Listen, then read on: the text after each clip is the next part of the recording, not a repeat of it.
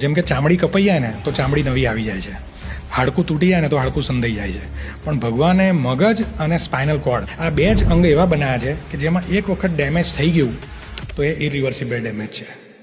કોઈને brain tumour થયું હોય કે બ્રેન સ્ટ્રોક આવ્યો હોય કે પેરાલિસિસનો અટેક આવ્યો હોય, હમણાંના સમયમાં આ કેમ વધી ગયું છે? બીપી વધવાને કારણે, સ્ટ્રેસ વધવાને કારણે નસ ફાટી જાય અને હેમરેજ થાય. એમાં ઘણા બધા કેસમાં તમારે સર્જરી કરવી પડે અને હેમરેજવાળા પેશન્ટ તમારા સુધી પહોંચે ત્યાં સુધી એ હેમરેજને કારણે મગજમાં ઘણું બધું ડેમેજ થઈ ગયું હોય. એવી કઈ હેબિટ્સ છે જે તમારા હિસાબથી લોકો ઇમિડિયેટલી ચેન્જ કરી દેવી જોઈએ જો આગળ જઈને ન્યુરોના પ્રોબ્લેમ્સ ન આવવા દેવા હોય તો? આજથી હજારો વર્ષો પહેલા ભગવાને ગીતાજીના 17મા અધ્યાયમાં આહાર વિશે પ્રવચન આપ્યું છે કે આયુષ સત્વ બલારોગ્યમ સુખ પ્રીતિ વિવર્ધન રસ્યા સ્નિગ્ધા સ્થિરા હૃદયા આહારા સાત્વિક પ્રિયા. કે શક્તિ, બળ, તેજ વધારનારો જે આહાર છે એને હું સાત્વિક આહાર કહું છું. અને કેવો હોય? મેં ઘણા બધા ડોક્ટર્સના પોડકાસ્ટ કર્યા. પહેલા ડોક્ટર એવા છે જે સાથે શ્રીમદ ભગવદ્ ગીતાજીને લઈને બેઠા છે.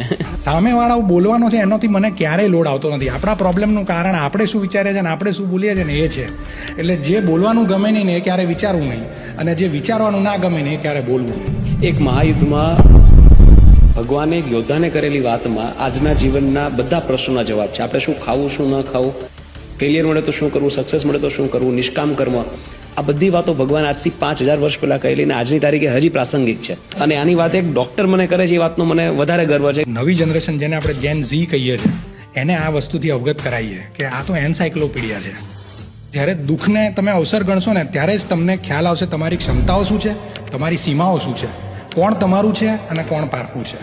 એટલે જ્યારે દુઃખ આવે ને ત્યારે તો યાર મોજથી એને ફેસ કરો, કારણ કે તમને જીવનના ઘણા બધા પાઠ એ શીખવાડી જશે. જ્યારે એક ન્યુરોસર્જન ડોક્ટર આ વાત કરે ત્યારે આ બહુ મોટી વાત છે. જ્યારે ભગવાન પ્રોબ્લેમને જન્મ આપે છે ને ત્યારે એનું સમાધાન જોડે આપે જ છે, અને સાથે બીજી ઓપોર્ચ્યુનિટી પણ આપે છે. એટલે પ્રોબ્લેમ અને સમાધાન બંને સાથે જ ચાલે છે. બસ સમયનો ફરક હોય છે.